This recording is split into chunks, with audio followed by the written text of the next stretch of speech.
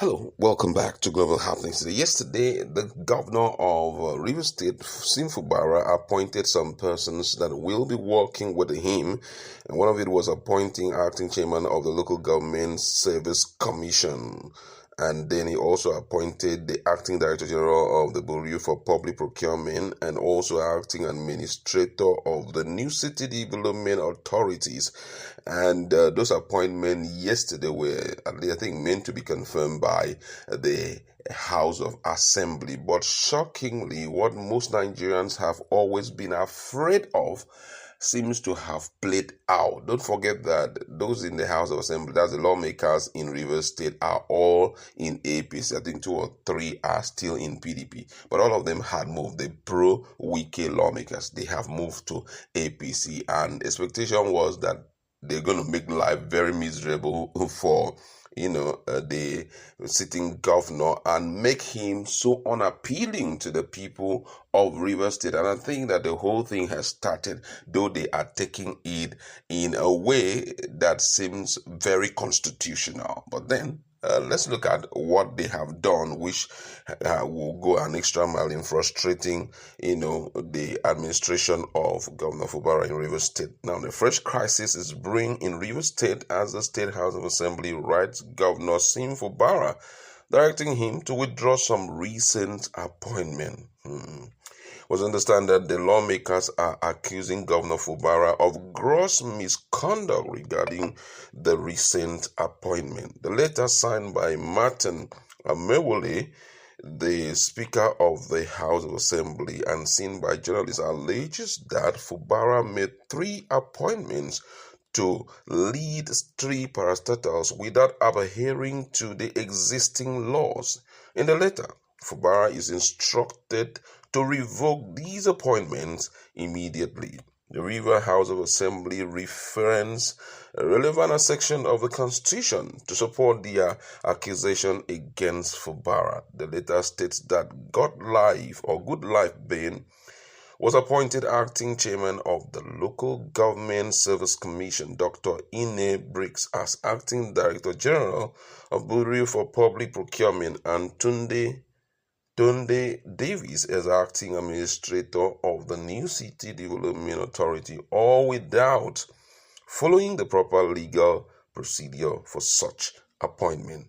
According to the letter, and I quote, he said, "These appointments are in violation of the Constitution of the Federal Republic of Nigeria and therefore constitute a gross misconduct and abuse of power on your part. We call on you to withdraw the appointment without further delay. Accept assurance of our warm regard." That was the content of the letter in summary. And during yesterday's plenary session, Amawale expressed his disapproval of Governor Fubara's decision to appoint an administrator for the New City Development Authority, a body lacking legislative recognition in the state. Amawale further argued that the appointment of an acting chairman of the Local Government Service Commission and an acting director general for the Bureau for Public Procurement goes against the provision outlined in the respective establishment laws of these institutions. The Speaker, questioned by Governor Fubara, would intentionally disregard existing laws and the 1999 Constitution of the Federal Republic of Nigeria, despite being aware that such action amount to misconduct. When the Speaker put the question forward, the House voted in affirmative and resolved to write to Governor Fubara to draw his attention to Section 44, subsection 3 of the Rivers State Local Government Law number 5 of 2018 and Section 5, subsection 1 of the Rivers State Public Procurement Law number 4 of 2008. The House expressed its displeasure with the appointment, which it viewed as aberration and a violation of Eastern laws. Political analysts argued that accusations that are substantiated as gross misconduct are valid reason for impeaching a current governor. As of the moment the report is being submitted, neither the governor nor the Attorney General and Commissioner for Justice have responded to the letter. This is quite serious, I must say.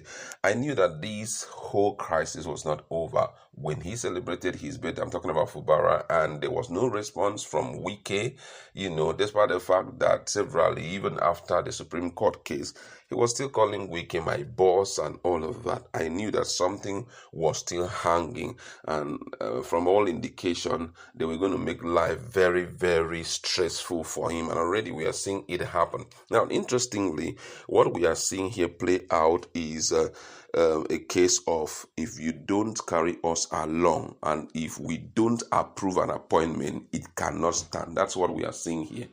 They are now the one to run the government for him. I don't know about if he doesn't have much idea about his executive powers, because right now he needs to be well schooled. I think the Attorney General of the state should be able to school him on the respective authority of the executive. Now, imagine you being amidst your so-called political adversaries, what the situation will look like, and that's what we are seeing play out here. And from, as I did say before now, it's a way of making him very unappealing to the people, because after a while, we're going to see a lot of things being obstructed that will require their signature.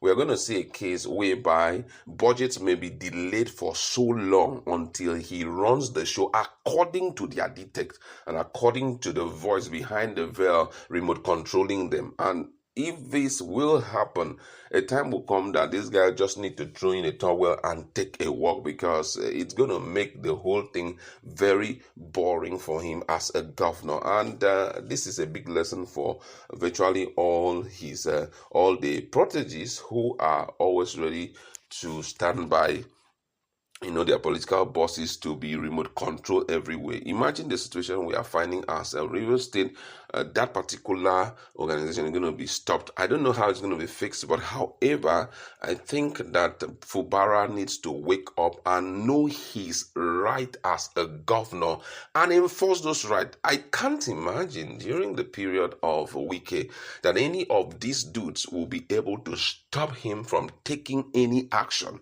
If you did try to stop him that time, he will prove to you that he is the boss and you cannot remote control him. Yes, we were all elected into office, but I am meant to run the state, and I'm meant to run the state, and you can't obstruct me. That's Wike for you. But Wike, knowing that this guy he doesn't know much about this. I mean, look at the frustration. Just imagine the frustration that is going on now. I don't know what he's going to do, but however, they are pointing at the Constitution of Nigeria as amended, 1999 Constitution of Nigeria as amended, as the basis for which they are taking their stand.